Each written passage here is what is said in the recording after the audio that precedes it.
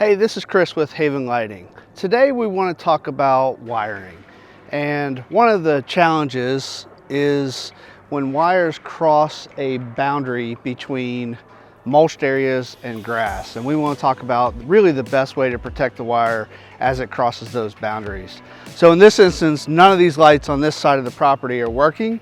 And so we came out this morning, the wire is clearly cut. And what happens a lot of times is that when landscape companies come and edge around the mulched areas is to make it look nice, that edge a lot of times cuts the wire. We want to show you how to prevent that moving forward. The first thing you want to do is turn off your transformer for safety. So we have this area here that we're trying to cross. None of those lights on that side were working. Came out, the wire is clearly cut. You can see it's been cut multiple times. Probably due to the edging of the bed here. So what we are going to do is take this piece of conduit, we're going to cut it and bury it under here, run the wire through it. I only put maybe 6-8 inches on each side, really is all you need. Just to protect that wire as they edge, you know, in the fall or in the spring. And this will protect, they'll hit that conduit and they'll stop, they'll know to stop on the edging instead of going through the wire. So that's what we're going to do, and we'll show you how to do it. It's pretty simple. From here it's just a little sweat. So like I said, all we're going to do, we're going to cut this between 12 and 18 inches. Really doesn't matter, it doesn't have to be exact. We just want 6-7 inches on each side of that edge. So we're just going to use a hacksaw and cut the PVC.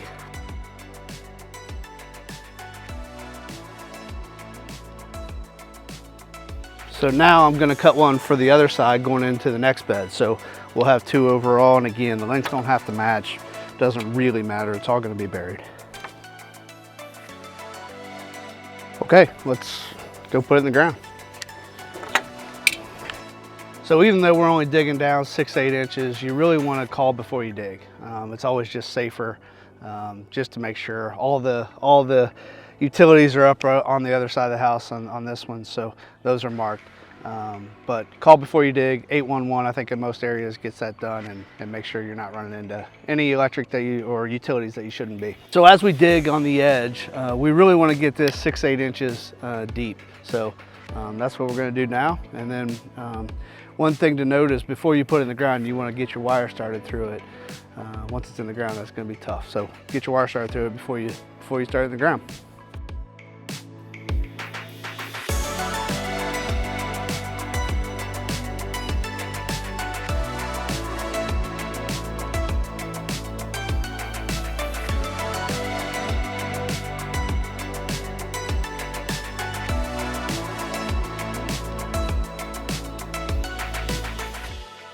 All right, so we've got conduit on one side. Now we're just going to push the wire in the ground and put the conduit in the other side and make the 2 connections on both sides, and we'll be all wrapped up.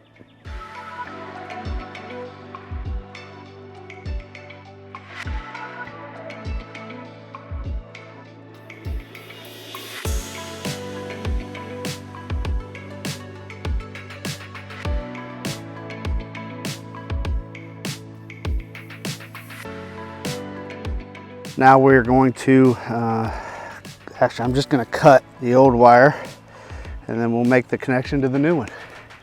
So one thing we always recommend, you definitely want to use waterproof wire nuts. They are filled with dielectric grease. These happen to be the Haven Lighting version that are not actually wire nuts. They are crimp connectors with dielectric grease filled connectors. They're actually, we like them way better than the normal wire nuts.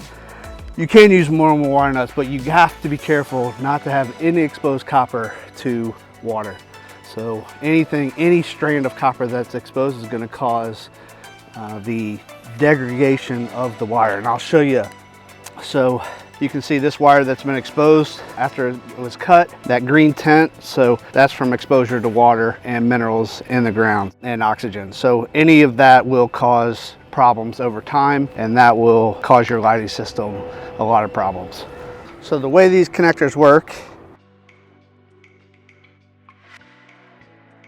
got these holes on the bottom, so you push the wire through, one wire from each trunk line. If you had a light wire connection here, you would also add the light wire. There's 3 holes in the bottom.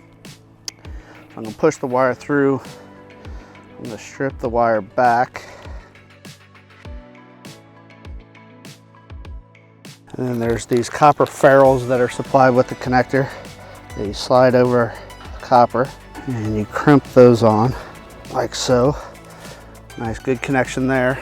And then the last piece is this dielectrically filled, electric grease filled cap that slides on, covers that connection and snaps in place. Good solid connection.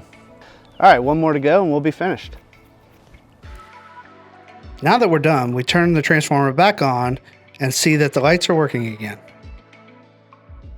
So that's it. For more tips and tricks, subscribe to our YouTube channel or visit us at havenlighting.com. Thanks for watching.